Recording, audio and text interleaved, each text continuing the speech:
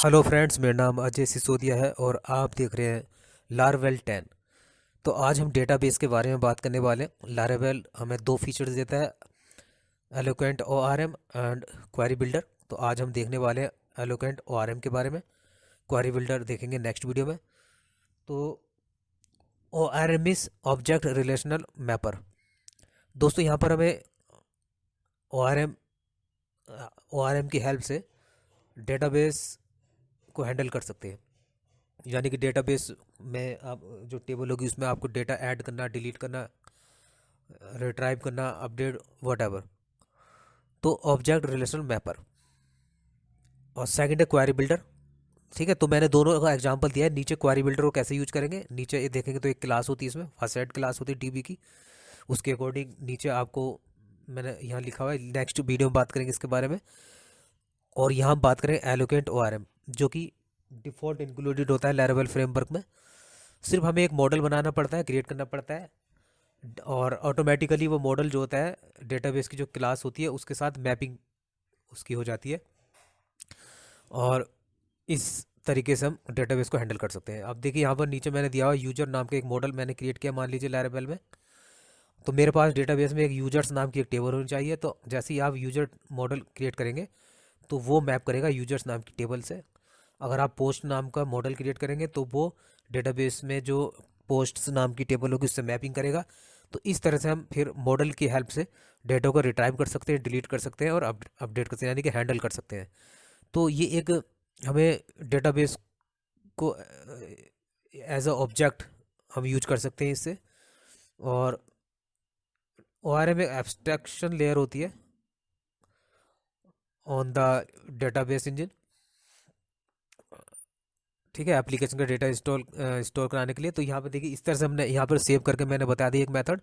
Use कैसे करेंगे, use app models folder के अंदर यूजर नाम का मॉडल है, और उसमें फिर हमने एक ऑब्जेक्ट बनाया है यूजर नाम का ऊपर न्यू यूजर करके, और उसमें हमने एक नेम सेव करा रहे हैं। ठीक है, तो हमने सेव करा दिया। नीचे देखेंगे तो एक क्लास होती है डीबी की, यहाँ मैं डीबी यूज कर रहा हूँ। उसके बाद ये सिंटैक्स होता है टेबल, टेबल का नाम आएगा डायरेक्टली, यूजर्स नाम की टेबल होगी, और इंसर्ट ऑप्शन मेथड आएगा, और उसमें जो भी डेटा होगा यहाँ आप लिख देंगे। ठीक है, तो अभी हम ऊपर वाले यूज कर रहे हैं नंबर 1 का। ठीक है, ऊपर देखिए मैंने यहाँ पर एक डेटा भी सेव करके यहाँ पर शो कर दिया। अब प्रैक्टिकली हम करेंगे, इसमें आगे बढ़ेंगे।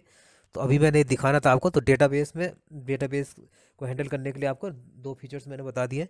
ठीक है, एक एलोकेंट ORM और एक क्वेरी बिल्डर। तो हम देख लेते हैं एलोकेंट ORM। तो अगर आप यहाँ देखेंगे ऐप के अंदर जाकर, और एक मॉडल्स नाम का एक फोल्डर होता है, उसमें आपको यहाँ पर डिफ़ॉल्ट यूजर हमें मिला होता है, डिफ़ॉल्ट यूजर मॉडल मुझे मिला होता है, लेकिन हम एक नया बनाएंगे।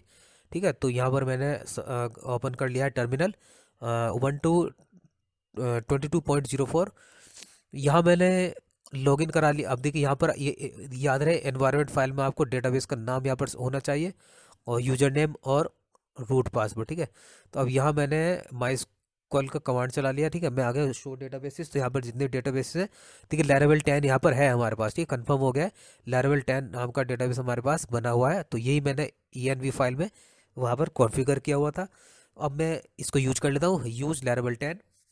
ये तरीका होता है यूज करने का। देखिए अब हम डेटाबेस के अंदर आ गए, लैरावेल 10 के अंदर। तो अभी यहाँ पर देखेंगे शो टेबल्स, तो यहाँ पर हमारे पास ये टेबल्स हमारे पास दिखाई दे रही है, बनी हुई है। ठीक है, मैं चाहूँगा इसको पहले यहाँ से डिलीट कर देता हूँ सारी टेबल्स। तो PHP आर्टिसन माइग्रेट रीसेट करूँगा तो सारी टेबल्स डिलीट हो जाएंगे। स्टेटस देख लेते हैं। जैसे मैं स्टेटस चलाऊँगा तो आपको पेंडिंग दिखाएगा, यानी कि वहाँ से रिव्यू हो गई है। ठीक है, और डेटाबेस से फिर मैंने दोबारा से मैंने इसको चलाना है। अब देखिए यहाँ पर एक भी टेबल्स यहाँ दिखाई दे रही है। तो माइग्रेशन फिर से रन करा लेते हैं। ठीक है, माइग्रेशन का अगर आपको समझना है तो पीछे के वीडियो देखिएगा दो। यहाँ मैंने माइग्रेट कर लिया है, माइग्रेशन रन करा लिया है, और यहाँ मैं दिखाना चाहता हूँ आपको स्टेटस। तो स्टेटस आपको कुछ अच्छा सीड भी करा लेता हूँ, डेटाबेस सीड भी करा लिया मैंने। तो यहाँ पर मैंने फिर से इसको डिस्क्राइब करा के देख लेते हैं, टेबल को डिस्क्राइब कैसे कराते हैं। और डिस्क्राइब करा लेता हूँ मैं स्टूडेंट नाम की टेबल, स्टूडेंट्स। स्टूडेंट्स नाम की देखिए टेबल मैंने यहाँ पहले से बनाई हुई है। सेलेक्ट कर लेते हैं डेटा। तो यहाँ पर ये डेटाबेस में डेटा आ गया। ठीक है, मैं इसी को वहाँ पर शो करके दिखाऊंगा मॉडल की हेल्प से। ठीक है, तो हमारे पास यहाँ पर स्टूडेंट्स नाम की टेबल्स है डेटाबेस के अंदर, ये क्लियर है। इन्वायरमेंट जो वेरी फाइल हमारी ENV उसमें भी हमने कॉन्फ़िगर कर लिया डेटाबेस को लारावेल 10 के नाम से। अब यहाँ पर मैं क्या करता हूँ, एक मॉडल क्रिएट कर लेता हूँ PHP आर्टिसन में, एक मॉडल स्टूडेंट नाम का एक मॉडल। मैं चाहूँ तो यहाँ पे माइग्रेशन और कंट्रोलर भी मैं कर सकता हूँ, अगर हाइफन करके मैं लिखूँगा C और M। लेकिन अभी हम सिंपल मॉडल हम क्रिएट कर रहे हैं, तो अब देख लेते हैं मॉडल कहाँ बना है हमारा। ये मॉडल बन गया मॉडल्स नाम के फोल्डर के अंदर, ये नेम स्पेस है। और यहाँ पर आप देखेंगे तो ये यहाँ पर आप देखेंगे तो स्टूडेंट नाम का मॉडल यानी कि क्लास हमारी बन गई है। मॉडल मतलब एक स्टूडेंट, हमारी स्टूडेंट नाम की एक क्लास हमें मिल जाती है जो एक्सटेंड करिए मॉडल को। और यहाँ पर मैं दिखाता हूँ शो टेबल्स। तो देखिए यहाँ पर टेबल्स हमारी स्टूडेंट नाम की यहाँ पर है। जैसे मैंने पहले बताया था, एक मॉडल अगर आप स्टूडेंट नाम को बनाएंगे तो डेटाबेस के अंदर टेबल्स मॉडल्स सॉरी स्टूडेंट्स नाम की होनी चाहिए। जैसे कि यहाँ मैंने बताया पोस्ट मॉडल होगा तो पोस्ट नाम की टेबल, ठीक है, प्लूरल में आएगी। और यहाँ मैंने स्टूडेंट नाम का मॉडल बनाया, तो यहाँ पर देख पा रहे हैं आप लेवल 10 के अंदर स्टूडेंट्स नाम की टेबल, ठीक है, उसमें मैंने डेटा रखा हुआ है। तो इस तरह से यहाँ पर मॉडल क्रिएट हो जाता है अगर हम एलोकेट और यूज कर रहे हैं तो, ठीक है। तो इससे बहुत सारे हमें ये फंक्शनैलिटी दे देता है, इसलिए हम ORM का यूज करते हैं। एलोकेट ORM का यूज कैसे करना है, देखिए मैं कंट्रोलर में जाऊँगा तो यहाँ पर मुझे मिल जाएगा यूज ऐप मॉडल्स, मॉडल्स के अंदर स्टूडेंट। तो यहाँ पर इस तरह से मॉडल को यूज कर सकते हैं, ये वाला मॉडल। तो मैं कंट्रोलर में यूज कर रहा हूँ, कंट्रोलर में मैं ऑब्जेक्ट क्रिएट करूँगा, ऑब्जेक्ट बनाऊंगा इसका। तो ऑब्जेक्ट कैसे बनाते हैं, student equal to new, new keyword से स्टूडेंट, इस तरह से हमारा ऑब्जेक्ट मिल जाता है। इस ऑब्जेक्ट को DD करके भी देख लेते हैं कि हमें क्या क्या मिल रहा है। तो कंट्रोलर बनाना मैं नेक्स्ट वीडियो में सिखाऊंगा कंट्रोलर क्या होता है। अभी डायरेक्ट अब मैं कंट्रोलर यहाँ बता रहा हूँ। तो आप देखिए यहाँ पर जो ऑब्जेक्ट में हमें क्या क्या मिला है वो सारी चीज़ें यहाँ पर ऑप्शन आप देख सकते हैं। अभी हमने डेटाबेस जो स्टूडेंट मॉडल है उसका हमने एक ऑब्जेक्ट बनाया, उसको हमने यहाँ पर DD करा दिया, उसको हम चलाकर देख रहे हैं कि उसमें क्या क्या है। तो ये सारी चीज़ें आप देख पा रहे हैं। चलिए अब मैं यहाँ पर क्या करता हूँ, यहाँ पर मैं जो डेटा बेस से डेटा फैच कर लेता हूँ। यहाँ लिखता हूँ मैं स्टूडेंट, उसके बाद यहाँ गेट एक मेथड होता है इसका, उसको मैं यूज करता हूँ गेट, ठीक है। तो उससे हमारा जो डेटा होगा सारा डेटाबेस का वो यहाँ आ जाएगा। आप देख पा रहे हैं यहाँ पर हमने DD किया हुआ है, तो सारा डेटा यहाँ पर शो कर रहा है। सारी टेबल में जो डेटा है रिकॉर्ड्स है वो सारे यहाँ पर शो करेगा।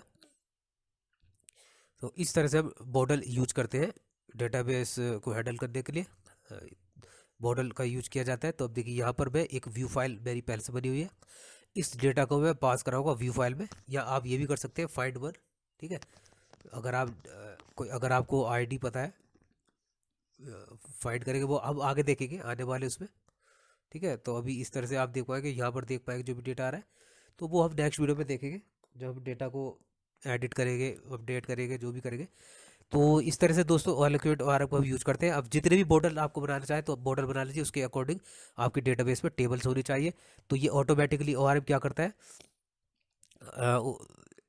मैपिंग कर लेता है मॉडल की टेबल से, और उसमें आप यहाँ पर बहुत सारे ऑप्शन आपको मिल जाते हैं मॉडल में। और आप उसके साथ यहाँ पर काफ़ी चीज़ें आप यहाँ पे मॉडल को आप डेटाबेस को हैंडल कर सकते हैं। मैं इस स्टूडेंट को यहाँ से पास करा देता हूँ अपने व्यू में। तो मैं इस तरह लिखूंगा व्यू में पास हो जाएगा। ये हम आने वाले वीडियोस में देखेंगे, अभी डायरेक्ट इतना समझ लीजिए, ठीक है। यहाँ हमने ऑब्जेक्ट बना लिया है, यहाँ हमें ऑब्जेक्ट मिले स्टूडेंट नाम का, यहाँ पे हमने डेटा फाइंड कर लिया और वो हमने स्टूडेंट में डाल दिया, ठीक है। यहाँ पर मैंने व्यू में पास करा दिया, तो आप देखेंगे यहाँ पर व्यू इंडेक्स है। तो यहाँ पर सिंपल मैं डायरेक्ट कॉपी पेस्ट कर लेता हूँ टेबल को, यहाँ टाइम ख़राब नहीं करेंगे। और यहाँ पर मैं, ठीक है, यहाँ पर मैं यहाँ से कॉपी पेस्ट कर लेता हूँ। उसके बाद मैं डेटा को फॉर ईच लूप लगाकर मैं उसको डेटा को वहाँ से लेकर आऊँगा। कंट्रोलर में हमने क्या यूज किया, कंट्रोल में हमने मॉडल को यूज किया और उस मॉडल के नाम से हमने डेटा को फैच किया और उसको हमने व्यू में पास करा दिया। तो मॉडल क्या करता है, अब ये मैं सिंपल चीज़ बता रहा हूँ, मॉडल में और भी बहुत सारी चीज़ें हैं। देखिए यहाँ से देखिए देखा आपने, यहाँ पर हमारे पास डेटा आ रहा है, ठीक है, डेटा में मिल गया है।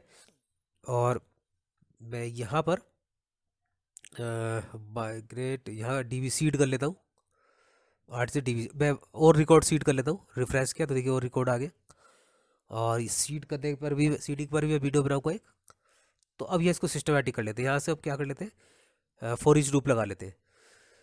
तो अब आपको समझ में आ गया एलोकेट ORM क्यों यूज करते हैं, ठीक है। ये डिफ़ॉल्ट इंक्लूडेड होता है लारावेल फ्रेमवर्क में, और एक मॉडल बनाएंगे तो वो टेबल से अपना अभी मैपिंग करता है।